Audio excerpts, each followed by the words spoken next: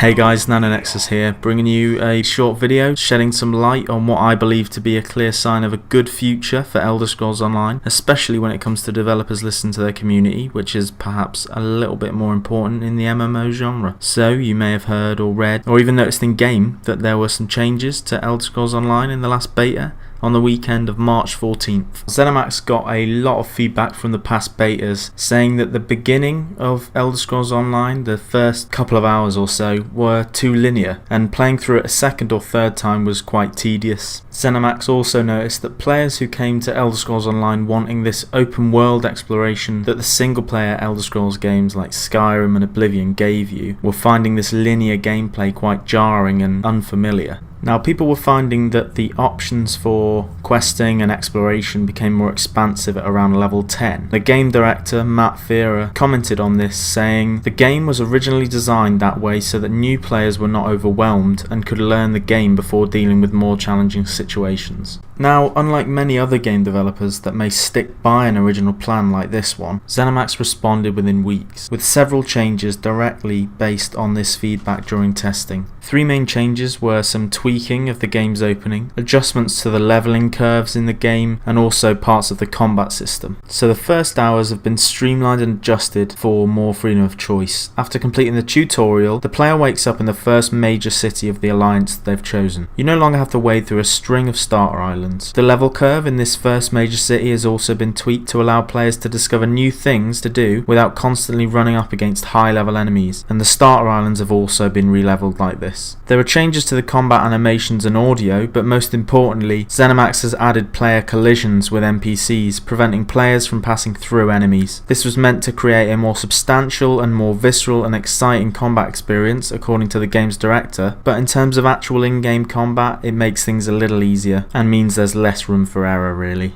Now, as I said, I thought this was worth shedding some light on, because you don't often hear of how your beta experience shapes the final product. One of the few times I've seen a developer really make significant changes like this based on beta feedback and during the beta. So Matt Fearer has also promised a smooth experience when it comes to release day, which is probably one of the most ambitious and dangerous assurances to make when it comes to an MMO, as there's never really been one that's had a problem-free launch, but we'll see. I think they've done a good job anyway, and I'm pretty impressed with the changes in the beta. That's why I've made this video. It's probably not entertaining, but I mean, I hope you enjoyed watching it. Obviously, like, comment really on this one, I guess. This is more of a commenting video, so do comment on your thoughts, and maybe if you didn't like the changes, that would be quite interesting to hear, whether you feel like they should have kept to a more linear start. So do let me know. Again, thanks for watching. Remember to subscribe, and I'll see you next time.